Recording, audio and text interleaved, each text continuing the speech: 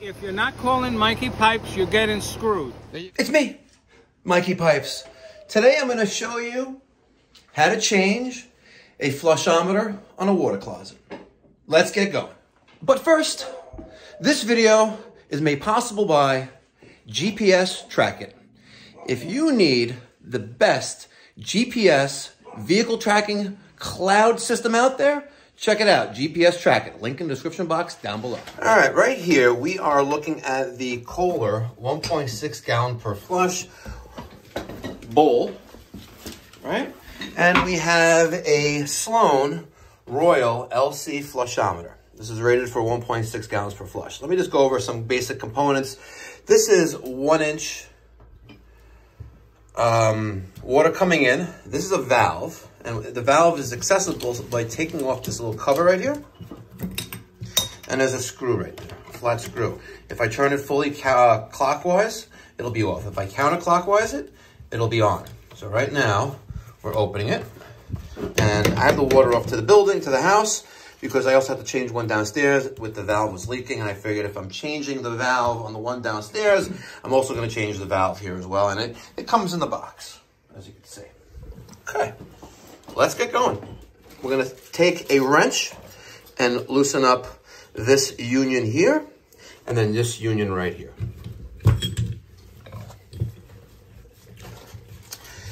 And fairly easy.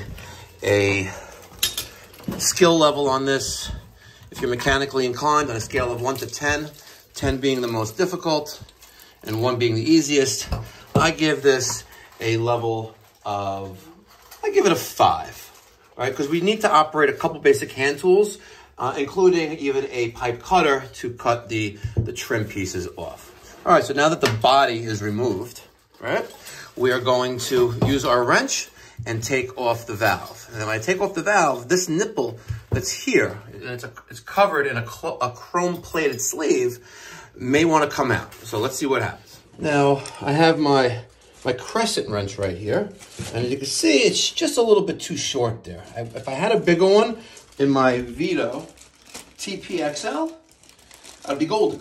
But I have the Vito TPXXL at home, and that has a larger crescent wrench. But fortunately, I can use this right there, right? And I can spin off the valve body, spinning it in a counterclockwise rotation.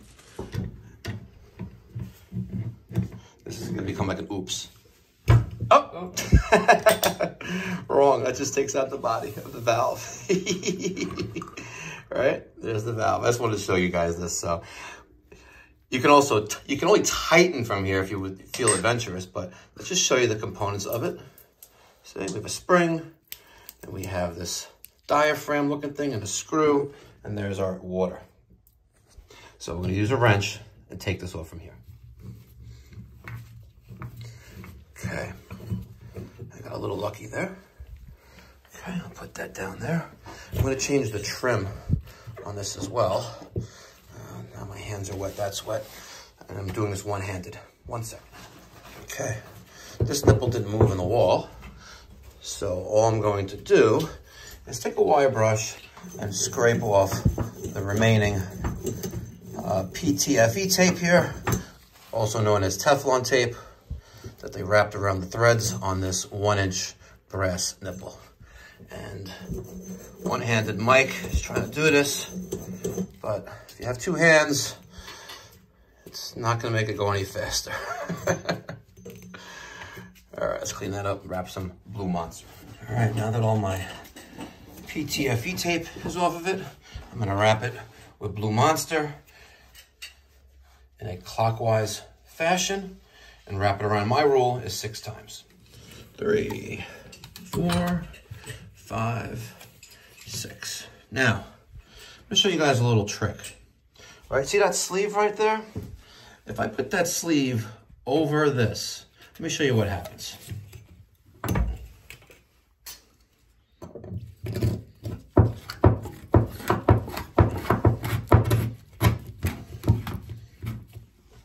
Get in there. One-handed Mike. The original sleeve and escutcheon, you can see here's the new one. It's taller. So I made a little mark with my Sharpie measuring this existing sleeve. We're gonna cut that using my tubing cutter right here. And then I'm gonna show you the trick I was trying to show you in a minute. Actually, with this sleeve, it's actually pretty snug on this brass nipple, but what I wanted to show you, if this is too loose and it spins around freely and it moves around back and forth, what I do is I take some Teflon and I wrap the brass nipple a couple times with it to decrease, that distance, decrease that little hair that's keeping this not, firm on the brass nipple. So that's what I normally do. In this particular case, it's actually fairly tight, so don't need to do that. But if it's ever loose and it spins around freely, just wrap some Teflon tape around the brass nipple and then slide this on like in a twisting fashion in the same orientation. So if I'm spinning the Teflon tape clockwise, when I spin on that sleeve, I'm also spinning that on clockwise, like that. Make sense? Mm-hmm. Perfect. Next step, we're going to put the valve body on here. That was an oops. I'm spinning on the valve onto the brass nipple, and I forgot the escutcheon. So I just realized that as I was just about turning it on, I'm like, oh, let me put the escutcheon on, use an Allen key, tighten that up, and then put the valve on. So don't forget that, otherwise it'll be a big oops. Oops. Oops. Let's go, Bosch. So I'm just gonna tighten in this little set screw until it gets a little snug, like that. Then I can move it a little bit closer to the wall. Oops. And now, let's get there, right there. Get you in there, like that.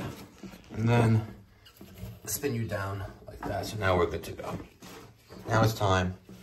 What was the Allen key? Now it's time for the valve. Okay, now we're going to take out this top piece out of the water closet spud. All right, so there's all the parts for that. All right, so I've removed this from this brass looking piece right here, right? This is called the water closet spud. This is a component of the water closet bowl, not a component of the flushometer that we're replacing. So if you need to replace this, there's a rubber washer here, there's a friction ring. If you need to replace the entire part, this is called the water closet spud, and it is part of the toilet. So if I need one of these, I'll get it from them or a third party, not from flushometer, not from Sloan. All right, grab that piece I just threw there. See that piece? Yeah. Now this is the one that came out of the original toilet. There's the new one. I made a mark with my Sharpie, as you can see. I'm gonna use my tubing cutter to cut that. All right, this piece is cut. Now, there's a few components we're gonna use. We have that. We have, no, not yet, Peter. We have, why am I trying to do this one-handed? Hold on.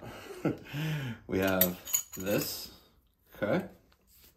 We have, we'll put this in there first, okay. And that little piece goes in there, just like that.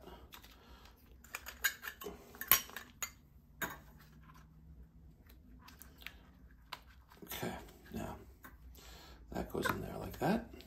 There's rings, threads on there, that goes in there. And we have a friction ring, which sits right there, okay?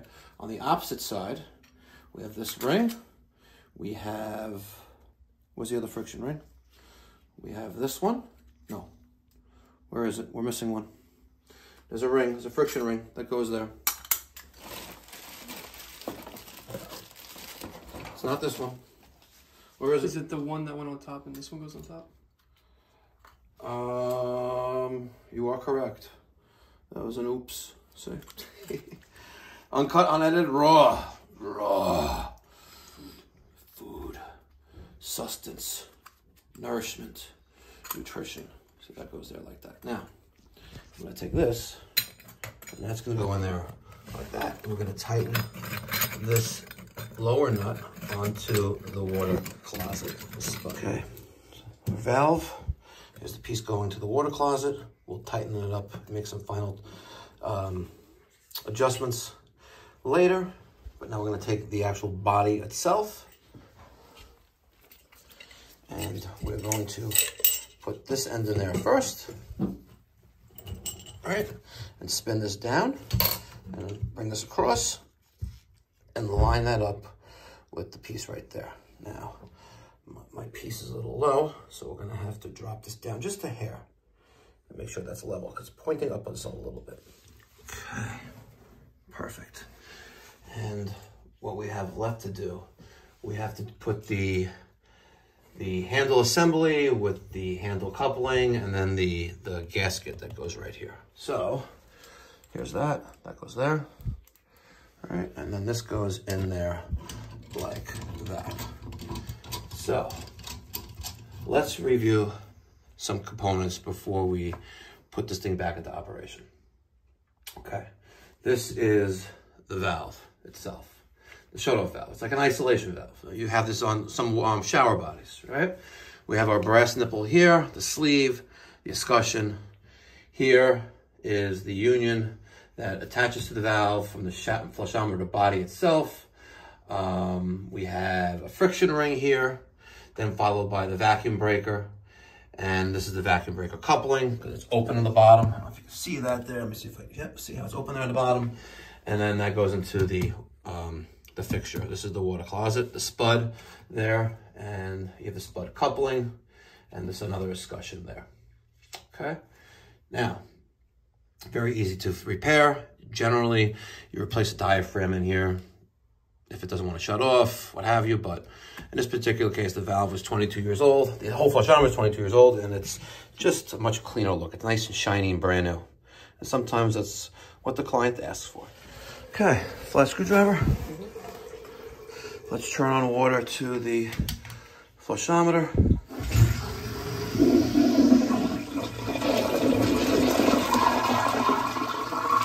Got a little bit of leak there, because you have to tighten that up.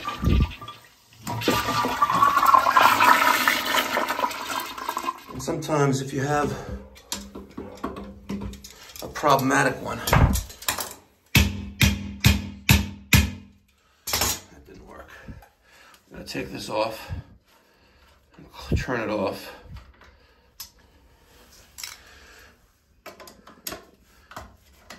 Okay. And then engage that a few times. Like that. We use a rubber mallet as well. And now let's open it back up. And she is officially stuck.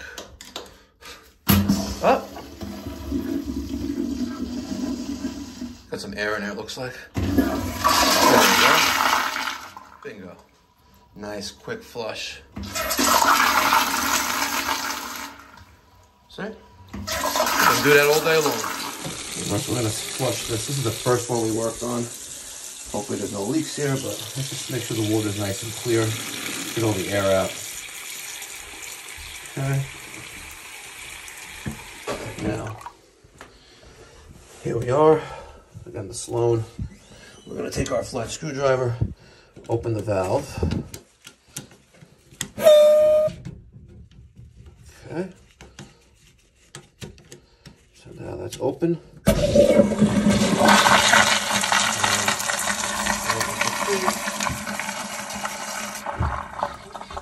Everything is drip free.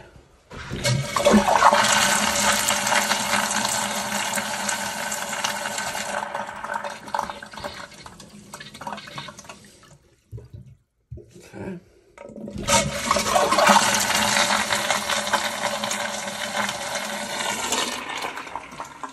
Beautiful.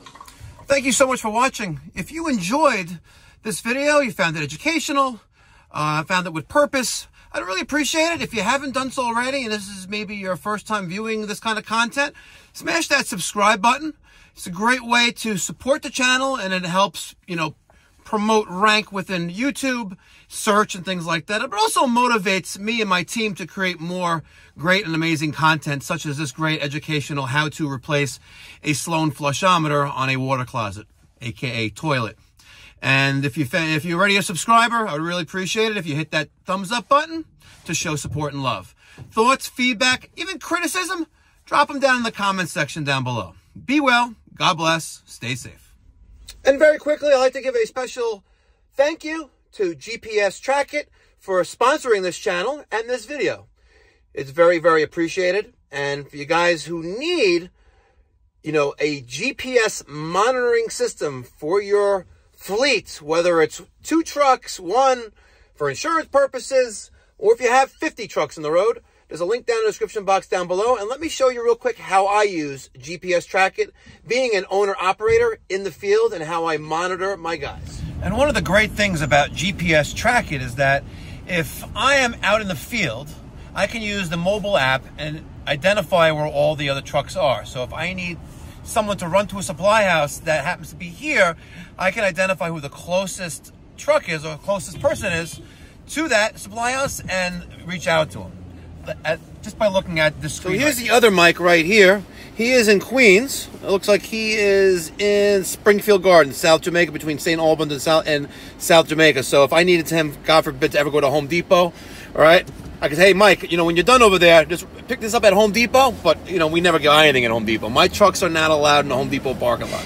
But if I needed something from Home Depot, just an example. So there's Mike, and I can show where all the other guys are. It's a great app, and it's a little finicky. I keep it uncut, unedited, raw. But, you know, for what it's worth, you know, for the monthly membership, it also includes the device. And the membership is the monthly subscription is relatively cheap per user.